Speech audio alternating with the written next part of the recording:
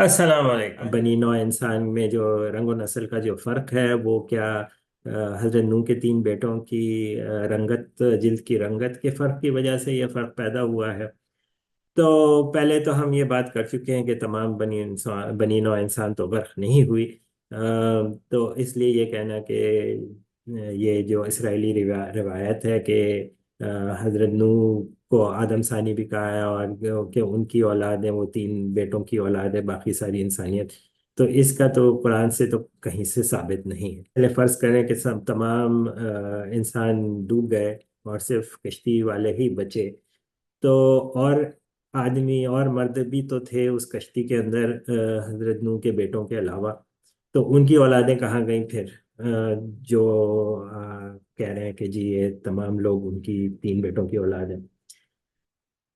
तो अब जाहिर है कि जब एक झूठ बोला जाता है तो उसको ढकने के लिए और मजीद झूठ बोलने पड़ते हैं। तो एक और रिवायत इसराइली ये है कि जब वो किश्ती जाके रुकी पहाड़ की चोटी पे, तो सारे जो मर्द थे वो बांझ हो गए, तो सिवाय हजरत नूह और उनके बेटों के।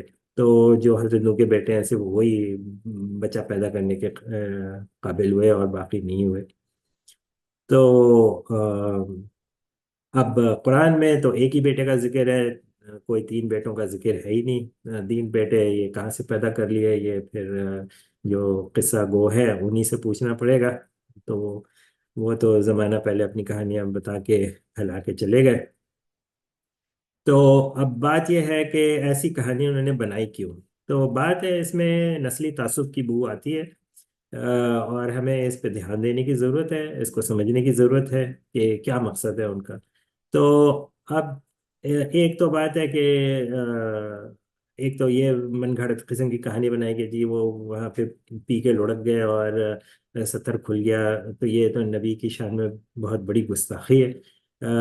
उसको जब वहाँ से ये रिवायत को लिया है तो उन्होंने ये चीज़ हदफ कर दी है और ये कहा कि वो सोए हुए थे और इसमें सत्तर खुल गया उनका। तो इसकी कुरान में से कहीं भी कोई वो नहीं है, इसकी सनद नहीं है। अब बात है कि अगर ऐसा हुआ भी तो जो बेटे ने आके दूसरे भाइयों को बुला के लाया कि भाई ये है, तो मदद के लिए लेकर आया वो। अब उसमें उसको इस बात पे बदवा दे दी कि जी ये इस बात पे बदवा देने का कोई सेंस नहीं बनती।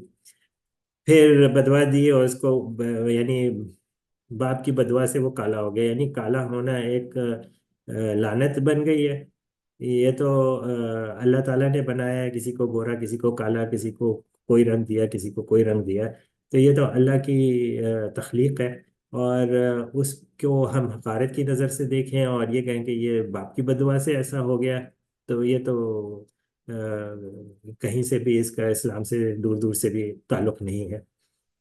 क्योंकि नबी अलैहिस्सलाम ने आखिरी खुतबे में कहा है कि न गोरे को न काले को किसी पे फजीलत नहीं है, तुम में से वही है जो अल्लाह के नज़दीक वही है जो सबसे ज़्यादा परहेजगार है। बात यह है कि वो जो किस्सा गो थे, जिस दौर में उन्होंने किस्सा कहानियाँ लिखनी शुरू की, तो मशरक़ वस्ता के इलाके में थे और वहाँ उनका जो इंटरेक्शन था वो अफ्रीका के लोगों से था। उसके अलावा जो तुर्क कबाइल थे आर्मीनिया वगैरह की तरफ के जो इलाके के थे या ईरानी थे, उनसे इंटरेक्शन था।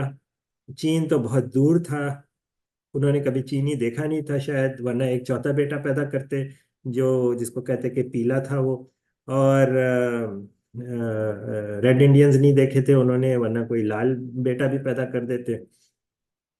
तो ये जो लेकर आए हैं, तो ये अपनी नस्ल को ऊंचा करने के लिए कि जी ये मशरक़ वस्ता के लोग जो हैं वो सामी नस्ल हो गई, तो वो बरतर हैं दूसरों के ऊपर।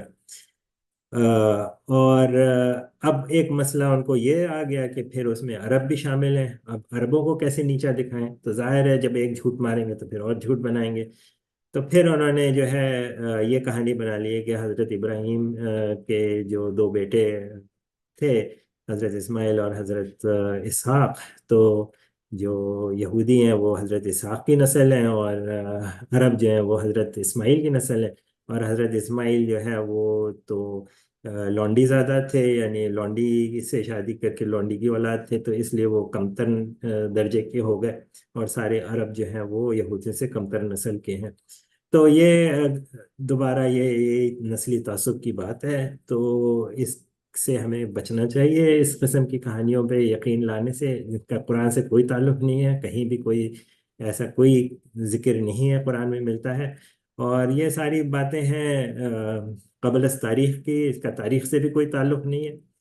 تو جب ہے نہیں کوئی سند، تو پھر ہم اس کے اوپر کیوں ایمان لائیں؟ اگلے حصے میں ملاحظہ کیجیے،